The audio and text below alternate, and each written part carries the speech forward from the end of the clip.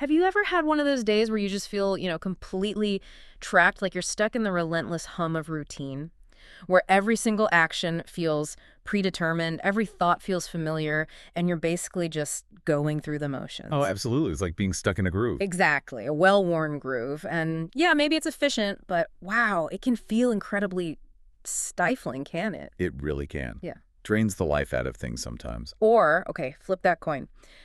Have you ever had a moment just completely out of the blue where you just acted? Like no thinking, no planning, no strategizing, just boom, you did something. Hmm. And in that completely unscripted, uncalculated action, something just profound, something deeply undeniably you was suddenly revealed. Yeah, like a flash of lightning. Right. Maybe it was a burst of unexpected laughter, the kind that shocks even you with how genuine it feels. Or deciding to just turn left instead of right for no reason. Yes, and stumbling onto something amazing. Or maybe it was one of those moments of raw creativity, where you lose all track of time and just flow. state. You know that feeling? When all the mental chatter just quiets down, the self-consciousness dissolves, and you truly let go and just were. It's powerful. It really is. Almost electric, that feeling of genuine self-expression, a spontaneous glimpse of your, authentic core. It's amazing, isn't it? It truly is a real revelation. So today, that's what we're doing. We're embarking on a deep dive right into that very idea. We're going to explore this core tension, this push and pull between that liberating power of spontaneity and the surprisingly tenacious grip, of our patterned behaviors, the habits, the thought loops, those emotional responses that often feel like they're running on autopilot. The default settings. Exactly. We'll journey from those really personal, unscripted moments, and then we'll zoom out, kind of expand our lens to touch on these broader, maybe even universal principles. How do these fleeting flashes of self-truth connect to our everyday lives, and maybe even to our place in a much grander cosmic order? Okay, let's unpack this. This is such a fascinating exploration. And the source material we're drawing from today, it's based on a two-part discussion called Spontaneous Me, The Walk of Life. It provides this incredibly rich tapestry to work with. These discussions, they really push us to consider these questions not just on, a surface level, but across multiple interconnected layers of human experience. Yeah. So our mission today is really to extract these key nuggets of insight about self-knowledge. We want to try and unravel the intricate, often hidden nature of our soul cycles. And also understand how we navigate personal freedom within a world that, let's face it, can often feel overwhelmingly structured. Right, the rules, the expectations. Exactly. And ultimately, this whole thing leads us to a crucial discussion about universal accountability, which is a concept, well, it's far grander, much more intrinsic than just our typical societal norms or, legal frameworks. Okay, bigger than just laws. Much bigger. What's fascinating here, this deep dive is fundamentally about understanding the very fabric of your identity, those deeper forces that drive you, and your unique essential place within this grand unfolding tapestry of existence. It's really about recognizing the profound impact of your moment-to-moment choices within this larger framework. It's quite personal, actually. The revealing power of spontaneity and the challenge of repetition. Okay, so let's start with that almost. Magical aspect of spontaneity. Our sources highlight something really profound here, that spontaneity and play have a revealing effect on self-knowledge. Now, the key thing here isn't just, spontaneous moments are fun or play feels good, though obviously they do. Right, that's not the core point. No, it's that they act as this direct, almost magical bypass around our usual filters, our internal sensors. Like a shortcut. Exactly, a shortcut to self-knowledge. It reveals an authentic you that sometimes even deep introspection can miss, because introspection is so often caught up in conscious effort and analysis. Right, you're trying to figure it out instead of just letting it show itself. Precisely. It's like your true self suddenly gets permission to just step out from behind the curtain for a moment. That's a great way to put it.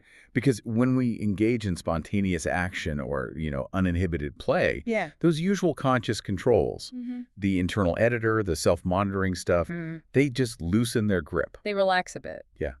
Our mind is less focused on calculating outcomes or presenting a certain image. It's more just tuned into the immediate experience. Being present. Right. And this allows for what the source calls the deeper forces of human identity to emerge directly. It's almost like a psychological mechanism of revelation.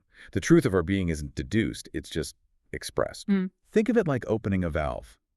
The pressure of performance or expectation just drops, and what naturally flows out is your genuine essence, your real stuff. That makes so much sense, because the sources then say, through spontaneity and play, emotional masks reveal deeper forces of human identity. So, okay, let's talk about these emotional masks. We all wear them, right? I mean, constantly. Oh, for sure. Every day. And it's not necessarily about being deceptive or manipulative, is it? It's more like these protective layers we build up, often unconsciously, Definitely unconsciously a lot of the time. to navigate the world, basically. They help us conform, protect our vulnerabilities from, judgment or getting hurt, or just help us fit into the different roles we play. Yeah, the work role, the parent role, the friend role. Right. You might have your stoic professional mask for work, or the, perpetually cheerful friend mask, or maybe the agreeable family member mask to avoid conflict. We all have a collection. Totally. And they serve a Okay. purpose, right? They help us function, maintain harmony, shield us from emotional pain sometimes. They're coping mechanisms, in a way. And this is the critical point, they can also obscure our true selves. They create this distance between who we genuinely are and who we present ourselves to be. They're like these, I don't know, beautifully crafted costumes that, after a while, we kind of forget we're even wearing. That's exactly it. And this is precisely where spontaneity becomes such a powerful tool. Imagine a child, right? Totally absorbed in building a sandcastle. Their brow is furrowed. They're completely oblivious to anyone watching. Time doesn't exist. Yeah, pure focus. They're not worried about how the castle looks to others. They're just lost in the pure act of creation. Or think about yourself in a flow state with a hobby you love. Maybe it's painting or coding, playing music, even cooking something complex. Time just vanishes. Hours melt away. Yeah. Your actions feel effortless, uncalculated, guided by this kind of intuitive knowing. Right. Or maybe it's an unexpected act of kindness you do without a second thought. Like a genuine, unbidden impulse to help someone. Just happens. In those moments, those carefully constructed masks, they just drop. There's no time, no mental space for pretense, for planning, for filtering. What emerges is something raw, unfiltered, and deeply authentic. Wow. It's that immediate, uncalculated action bypassing the conscious filters. And the feeling, it's one of pure, unadulterated self-expression. Like a sense of, yes, this is right, a deep resonance confirming this is truly me. So, okay, when those masks fall away, what's left? What are these deeper forces of human identity that get revealed? Well, according to the source, these aren't the superficial bits, not our transient moods or our learned social roles or, the personality quirks we cultivate. Okay, so deeper than personality. They're the innate desires, the foundational core values, the authentic reactions that lie beneath all that surface stuff. Think of it as your unconditioned self. Unconditioned. Okay. Yeah, the essence that existed before all the societal programming, the expectations, the shoulds and shouldn'ts started shaping you. Before we learned all the rules. Exactly. These forces are the wellspring of your most genuine impulses, your deepest longings, your truest emotional responses. They represent the core essence that makes you, you, independent of external validation or circumstance. Like the bedrock. The bedrock of your individuality, yeah. The unique pattern of your being. And this really highlights how crucial these moments of uninhibited expression are. Not just for fleeting joy, but for profound, lasting self-discovery. It makes you realize your deepest truths often pop out when you stop trying so hard. Precisely. So think about it. When have you felt most truly yourself? Was it usually in a moment of careful planning? Or was it more often during those spontaneous, unscripted instances where you just allowed yourself to be? That's a great question to reflect on. It's usually the spontaneous ones, isn't it? But okay, this insight into our unconditioned self is powerful, but here's where things get tricky, right? Because while we might yearn for that spontaneous flow, the sources immediately bring in this counterforce, this surprisingly tenacious grip of repetitive patterns that just seems to pull us back. Ah, yes, the patterns. As the sources put it, this spontaneity and flow of our soul meets difficulties in the rigorous repetition that we encounter in our own experience of certain patterns of behavior. Rigorous repetition. That's a strong phrase. It is. And we're not just talking about, repeating the same breakfast every morning, although maybe that's part of it for some people. It goes deeper. Much deeper. This rigorous repetition is about those Deeply ingrained habits, yes, but also those pervasive thought patterns that just cycle endlessly in our heads. The mental loops. And emotional responses that feel totally automatic, maybe even disproportionate to the situation. And even those recurring relationship dynamics that seem to play out again and again, maybe with different people, but the underlying script feels exactly the same. Oh yeah, we've all seen those patterns. Totally. Think about those moments when you find yourself stuck in the same argument with a loved one, even though you've supposedly resolved it a dozen times. Ugh, yes. Or maybe you find yourself repeating self-sabotaging actions even when you intellectually know better. Like, why am I doing this again? Self-awareness doesn't always stop it. Exactly. Or feeling trapped by a demanding routine or a particular role you're playing, despite this intense longing inside for change, for a different way of expressing yourself. It feels like being caught in a web. It really does. And these aren't just external circumstances dictating things. More often, they're internal patterns we fall into, like these deep grooves worn into our psyche, making it incredibly hard to deviate. Comfort zones, even when they're uncomfortable. Right. These patterns can become so rigid it feels almost impossible to break free, even when our inner self, that spontaneous you were just talking about, is screaming for something different. Yeah, there's a real conflict there. Why do we keep doing the same things, even when they clearly don't serve us anymore, or maybe they actively cause us distress? It's like our spontaneous self, our true self, is constantly trying to break free. But keeps hitting the walls. Yeah, bumping up against these established walls of habit and conditioning. It feels like a fundamental conflict between our desire for growth and our tendency towards that comfortable, even if it's stifling, familiarity. And this is where the source takes us even deeper. It points beyond just, external habits or psychological patterns to what it calls the repetition cycles of our souls. Okay, souls. That's taking it up a level. It is. It signifies that these patterns aren't just on the surface, like our daily routine. They are embedded in the very fabric of our being, guiding how we react, how we perceive the world, how we interact within it. Wow. These cycles can feel almost karmic, in a sense. Patterns we seem destined to repeat, maybe life after life, or even just day after day, until we gain the insight and, frankly, the courage needed to truly understand and transform them. So they're like deep-seated programs running our operating system. That's a good analogy. Yeah. Often running unconsciously, dictating our reality without us even realizing it. Okay, that sounds a bit bleak. Is there hope? Absolutely. Because what's equally striking, and really offers that beacon of hope, is that alongside these rigid cycles, there's always an inherent desire to break these cycles. Oh. This isn't just a fleeting wish like, oh, I wish things were different. It's presented as an innate drive, a fundamental yearning for growth, for freedom, and for that authentic self that spontaneity reveals. So it's built in. It seems to be. This desire is like a powerful, persistent engine within us, constantly nudging us towards liberation, towards evolution. And when this desire gets ignored, when we continually suppress that inner pull, well, it often manifests as that deep sense of frustration we talked about, or a persistent longing for something more, sometimes even a profound sense of spiritual stagnation or unease. Like the soul is protesting. Yeah, exactly. It's the soul's protest against being confined, against repeating a narrative that no longer serves its highest potential. It's the very impulse that pushes us towards evolution, away from stasis, towards aligning with that authentic, spontaneous I am we touched on. It's actually a deeply resilient aspect of our nature, this desire to break free. Okay, so as you're listening to this, maybe take a second. Can you identify any of your own cycles? Those recurring patterns, thoughts, emotions, behaviors that feel like they're holding you back, trapping you in that familiar but maybe unfulfilling loop. And can you also maybe identify that often subtle, sometimes almost buried, but persistent impulse inside you that yearns to break free from them? That little voice. Yeah, that desire isn't a weakness.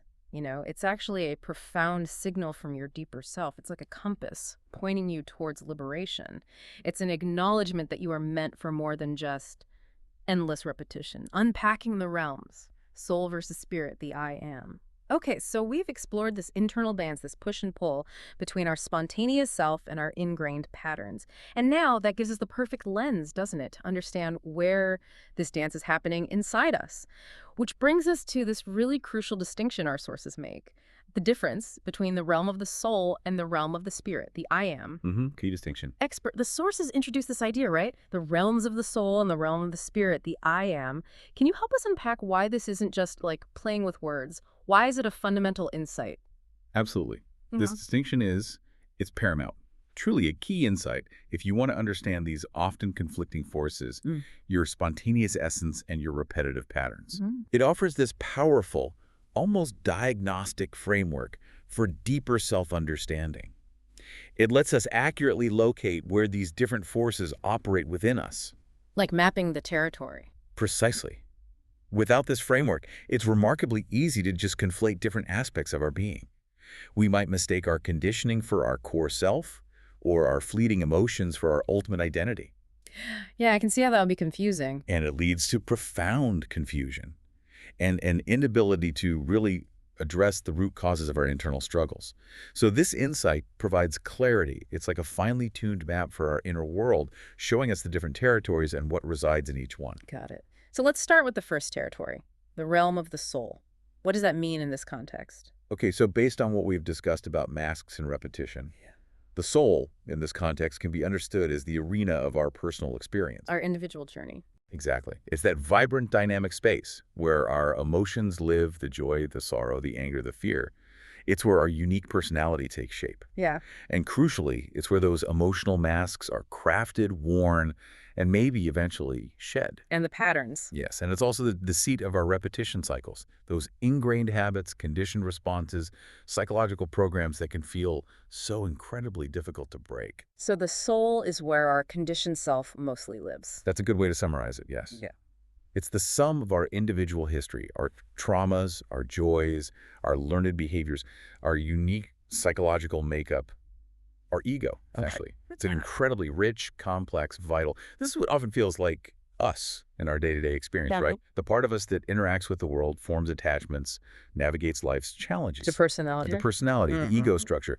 It's the realm of constant change, growth, transformation. Yeah. But also paradoxically of limitations, attachments, and those ingrained patterns that can hinder our progress. So the soul is almost like our personal story, the narrative we build and live through. But it sounds like it's also the part that can get stuck in that story. Precisely. Oh. It's the storyteller, and sometimes it gets caught telling the same story over and over. In contrast, the sources then introduce something distinct and, well, infinitely more profound. The realm of the spirit, the I am. The I am. This signifies something entirely different from the soul's conditioned, story-laden nature. The I am implies an unconditioned, unchanging essence. Unchanging. Yes, a pure source of consciousness or being that utterly transcends personal experience, emotional ups and downs, and those repetition cycles. Wow. It is the fundamental identity revealed when all the masks are shed, when all the conditioning falls away, when the personal story momentarily ceases to define you. So it's not what you do or have. No. It's not what you do or what you have or what you've experienced. Yeah. It's the pure, unadulterated awareness that you are. Yeah. Pure presence, pure being. Yeah. Utterly timeless and unburdened by the accumulation of personal history or external identity. It's like the silent witness, the constant behind all the change. That's a really powerful idea, this unconditioned core. So, okay, if the I am is this foundational, unchanging essence, how does connecting to it actually impact our ability to be spontaneous? Or to break free from those soul-level cycles we were just talking about? Could this I am be the actual source of that desire to break these cycles? Absolutely. I think that's exactly how the source material frames it. The I am can be understood as the deep wellspring of our authentic self, the purest source of that innate desire to break these cycles we talked about. It's the part of us that inherently seeks freedom, truth, and alignment with a higher, unconditioned order. So connecting to it changes things. Fundamentally. Yeah. When we connect even briefly to this I am, it impacts our ability to be spontaneous because action then flows from an unconditioned, authentic, truly present place, rather than from learned patterns or emotional reactions or the need to maintain a mask. Spontaneity without the baggage. Exactly. Spontaneity without the reactive baggage. Yeah. And it also profoundly empowers us to break free from those repetition cycles because it provides this unshakable foundation of being that is independent of any external circumstances or internal conditioning. So you see the patterns differently. Yes. From this place, the ingrained patterns of the soul are seen for what they are, patterns, conditioning not who you fundamentally are. And when you see them that way, they can be more easily released or transformed. This raises an important question, doesn't it? What does the I am mean for your sense of enduring self? That part of you that feels constant amidst all the changes, all the roles, all the experiences of life. That quiet knowing. That quiet knowing that persists. regardless of external circumstances. That's pointing towards the I am 3. Navigating spontaneity and accountability in a structured world. That's a really profound distinction. Soul, spirit, I am. And it perfectly sets the stage for our next big question, which comes from the second part of our source material, which is how to maintain spontaneity in a mechanically structured society. Ah, the real-world challenge. Exactly. This is where the rubber meets the road, isn't it? We've been celebrating the liberating power of spontaneity, but hey, we don't live in a bubble. We exist within this world that's filled with intricate systems, unyielding rules, often rigid expectations, ubiquitous routines, what the source calls a mechanically structured society.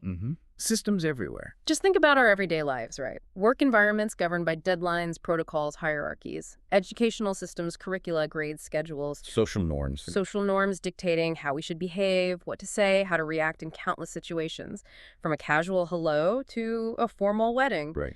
And then, of course, there are traffic laws, legal frameworks, massive institutions governing almost every aspect of our public lives. They provide order, but... Exactly. These structures, while absolutely necessary for collective order, for safety, for efficient functioning, they very often stifle spontaneous expression, don't they? They can feel very constraining. It's hard to just let go and be spontaneous when you've got a quarterly report due in an hour, or you're expected to follow a specific procedure to the letter. Yeah, impulse isn't always rewarded. No.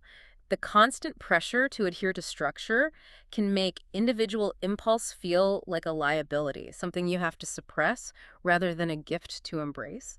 So the fundamental challenge becomes, is it actually possible to be both a functioning, responsible member of society and authentically spontaneous? Can we navigate the demands of the external world without losing touch with our inner flow or genuine I am? That's the crux of it. And this challenge leads us directly into this fascinating critical paradox that the sources highlight. How to be spontaneous and at the same time accountable for our actions. Ah, yes. Spontaneity and accountability, they seem almost opposed. They can seem that way. This really focuses on the inherent tension between that uncalculated immediate action and the responsibility for its consequences. If spontaneity is, by definition, action without premeditation or extensive planning, how do you reconcile that with the fundamental human need to be accountable? Accountable to whom? Or what? Well, that's part of it. Accountability here is multifaceted, right? It stretches beyond just legal repercussions. We're accountable to others in our relationships for the impact of our words and actions.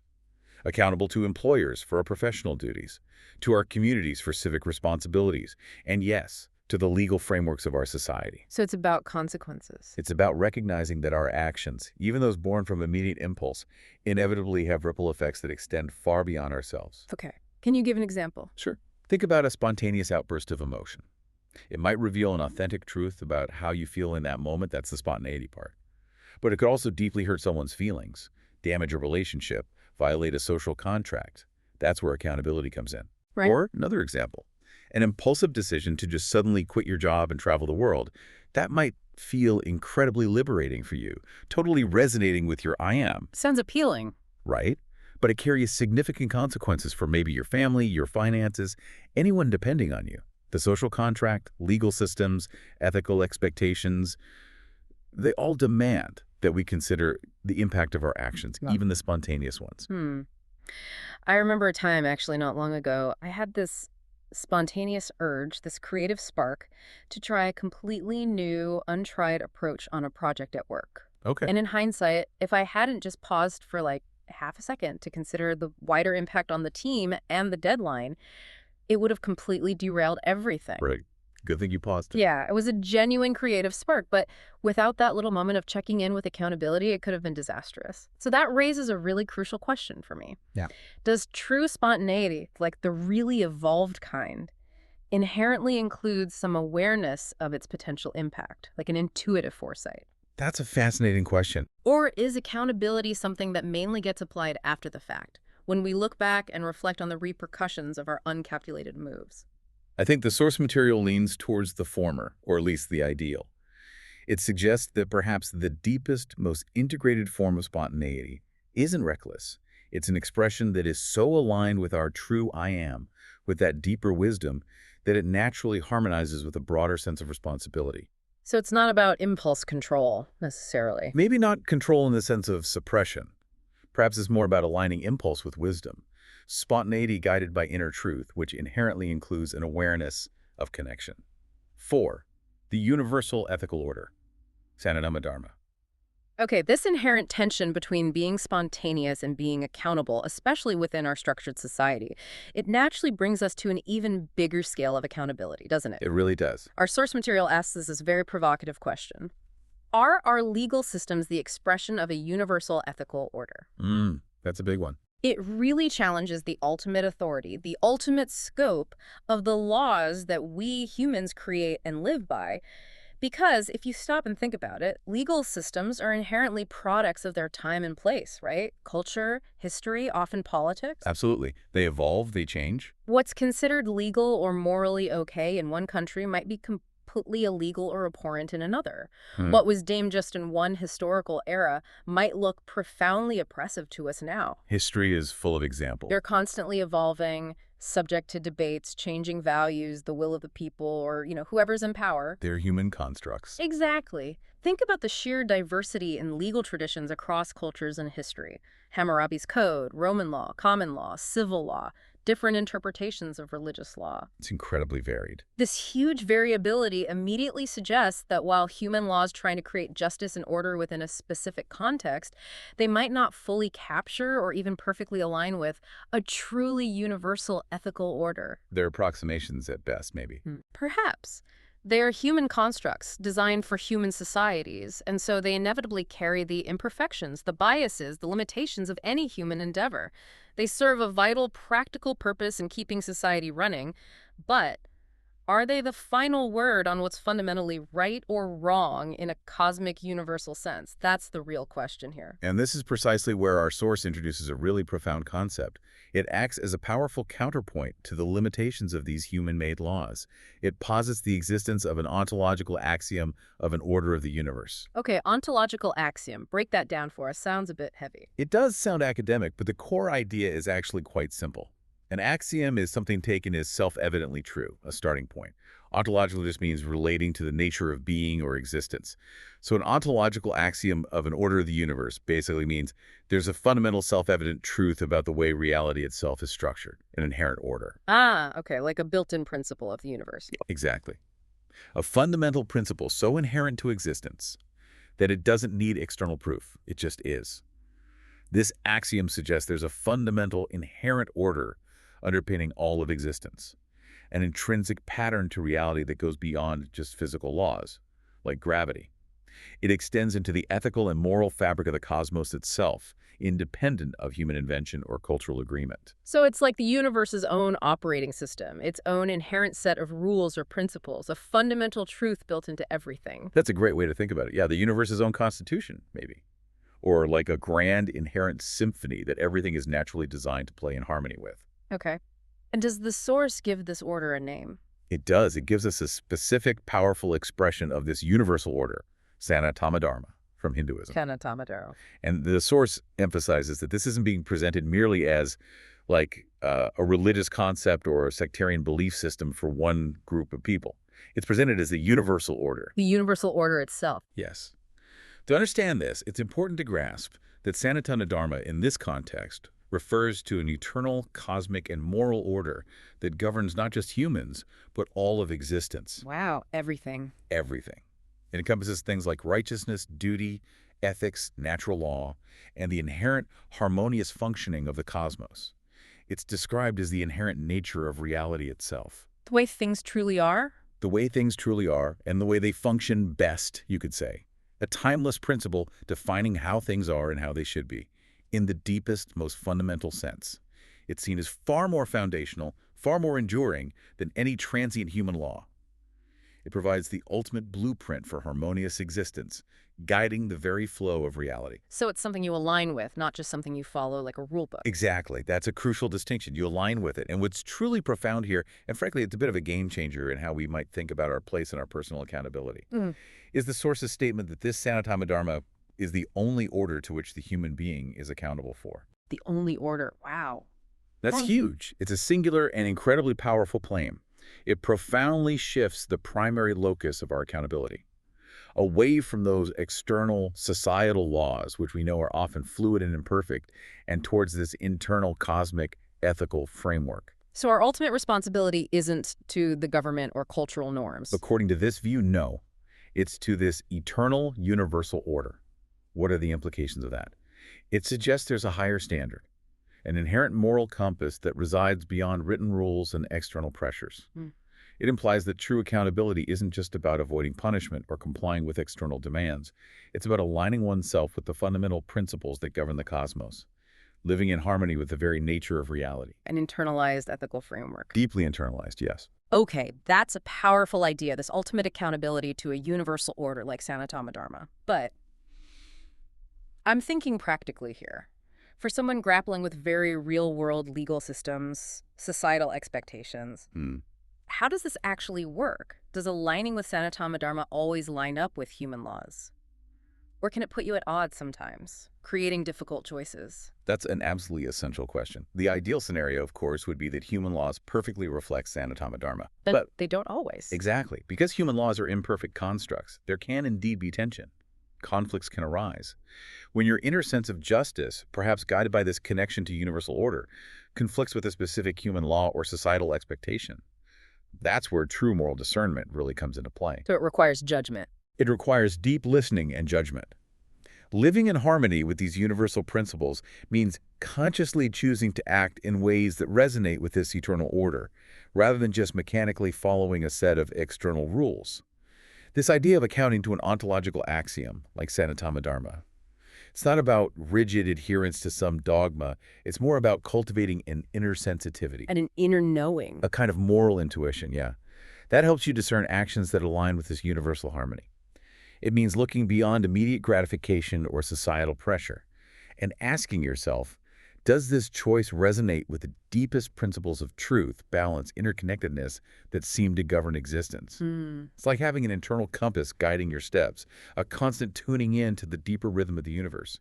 It asks us to look within for guidance, rather than relying solely on external dictates. While still being aware of our impact on the world around us. Precisely.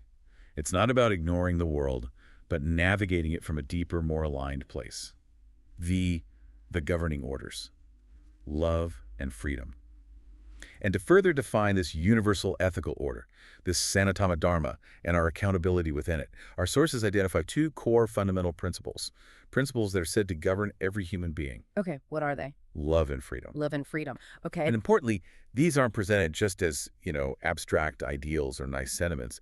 They're presented as intrinsic, inherent forces, governing orders. Governing orders, like laws of nature? Almost, but perhaps more in the ethical or spiritual domain. Let's start with love. In this context, love isn't just an emotion, right? Not just a fleeting feeling or a personal preference for someone. Okay, bigger than romantic love or liking something. Much bigger. It's presented as a fundamental inherent force or law that guides human beings at a deep level, a governing principle. It informs our ethical behavior, it drives compassion, it fosters genuine connection, and it fuels the desire for the well-being of all sentient beings. All beings? Yes. It's described as this deep, intrinsic pull towards unity, harmony, empathy, mutual respect, recognizing the profound interconnectedness of all life. Wow. It's almost like the very glue of the cosmos, compelling us towards a state of greater wholeness and integration. Okay, so if love is a governing order, a fundamental law, what are the ethical implications? How does accountability to love actually manifest in our daily lives or choices? Does it imply we have a responsibility to act with this kind of universal empathy you're talking about? It absolutely does, according to this framework. When love is seen as a governing order, it implies a profound responsibility, a responsibility to act with empathy, to truly recognize the interconnectedness of all beings as expressions of this same universal order, and to actively foster environments of care, support, compassion. So it's active. Very active. It's a call to move beyond narrow self-interest and embrace a broader perspective that includes the welfare of others and indeed the welfare of the entire universal order from our immediate circle to the global ecosystem. So how does accountability to love show up in action? It suggests that our spontaneous acts, our deliberate decisions, our very way of being should ideally emanate from this profound principle, leading to actions that are not only authentic and true to our I am, but also inherently benevolent, constructive, and unifying within the bigger picture. It means asking, is this action truly loving in its broadest, most universal sense? That's a high bar. It is, but it's presented as the fundamental nature of things. Okay. Then we have freedom, the other of the two orders that govern every human being. Yeah.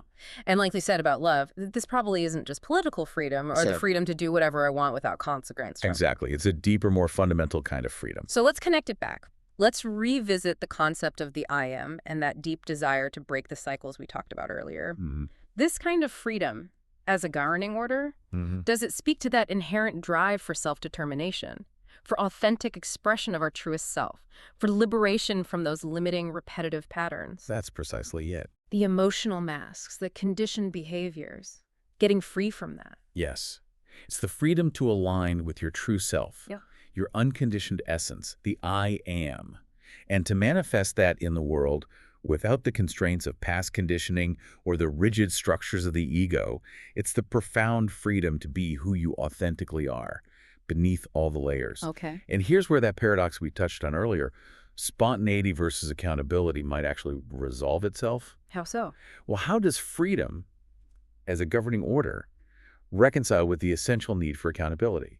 It's not about acting arbitrarily or without any thought for others. That wouldn't be true freedom in this sense, perhaps just license. Okay. Instead, it's the freedom to choose to align with Sanatama Dharma, the freedom to express one's true I am in a way that is also accountable to love. Ah, so they work together. They have to. This freedom implies the liberty to choose congruence, to choose actions that resonate with your deepest truth while simultaneously honoring your interconnectedness with all life. Choosing responsibility. Choosing responsibility freely, yes. It's the freedom to evolve, to grow, to continually move toward the more authentic and harmonized state of being. Rather than being perpetually bound by past conditioning, fear, or external expectations, it's a powerful kind of freedom because it's sourced from within, from your core essence. Not granted from outside. Not granted or dictated from without. It is the freedom to be truly responsible, meaning able to respond from your deepest self. Okay, wow. So love and freedom aren't separate. Not at all. What's truly profound and beautifully intricate is how our source material presents them. Love and freedom, the two orders that govern every human being. They are not separate or competing forces. They're presented as fundamentally connected, inextricably intertwined, mutually reinforcing. How does that work? Well, think about it. Can there truly be freedom without love? Love for oneself, love for others, love for the universal order itself? A freedom devoid of love might quickly devolve into chaos, or selfishness, or even destruction, which ultimately isn't freedom at all. It's just another form of bondage. Right, it becomes self-limiting. Exactly. And conversely, can love truly flourish without the freedom of expression? The liberty to choose love, to act lovingly, to live in accordance with its principles. Probably not. Forced love isn't really love. Precisely. Yeah. Love, when imposed, when it's not freely given and received, loses its very essence. It requires the freedom to be chosen and expressed authentically. So they're like two sides of the same cosmic coin, constantly supporting and balancing each other. Okay, so these aren't just abstract philosophical concepts then. Not according to the source, no. They're presented as fundamental forces that actually shape our deepest motivations, our most profound aspirations, our ultimate ethical compass. They're like the twin pillars upon which this universal order Sanatama Dharma rests. And they are the principles to which we as human beings are ultimately accountable. That's the core idea. It provides a guiding framework for navigating, well, everything in our existence, really. It aims to. So thinking about this for yourself, what does this all mean when you consider your personal decisions, your relationships, your path forward? Are you operating from these core governing orders? Are your choices guided by a deep sense of love and a commitment to authentic freedom, aligning with that universal order that encompasses everything? It's a lot to think about. Outro. Wow, what an incredible journey we've taken today. Seriously. We started right down in those intimate, sometimes startling moments where spontaneity reveals our deepest identity, didn't we? The personal revelations. Which prompted us to really examine that struggle against internal repetition, those ingrained patterns that can feel like they hold us completely captive, stopping us from truly being ourselves. The cycles. Yeah. And from there, we delved into that profound distinction between the conditioned realm of the soul, with all its personal stories and masks, and the unconditioned, eternal realm of the spirit, the I am, recognizing that true self-knowledge often lies way beyond our everyday personas. Getting to the core. Then we expanded our view, didn't we? Grappling with those big questions. How do we maintain our authentic flow within this mechanically structured society? And the paradox of being spontaneous while still being deeply accountable, The tension points. which led us to challenge the very foundations of human law and introduced us to this sweeping concept of a universal ethical order embodied in Sanatama Dharma, which, as our sources tell us, is the only order to which we are truly accountable. That's still echoing for me. It's a powerful statement. And finally, we explored those two supreme governing orders said to preside over every single human being: love and freedom, recognizing how intrinsically connected they are and their profound influence on our every choice. Bringing it all together, this raises an important question for you to ponder, long after our deep dive concludes. If your ultimate accountability truly is to a universal ethical order, one founded on love and freedom, how might embracing moments of genuine spontaneity, those flashes of your I am, and consciously choosing to align with these profound principles, how might that transform your experience of accountability? How might it lead you to a more authentic, unmasked expression of your I am in your daily life, day by day? Consider where you can allow more spontaneous truth to emerge, not recklessly, but as an expression that feels aligned with these governing orders of love and freedom. Listening within. Listening within, and how might that emergence, that allowing, deepen your connection to these fundamental universal truths, allowing you to walk your unique walk of life with perhaps greater harmony, greater purpose, and ultimately greater genuine freedom.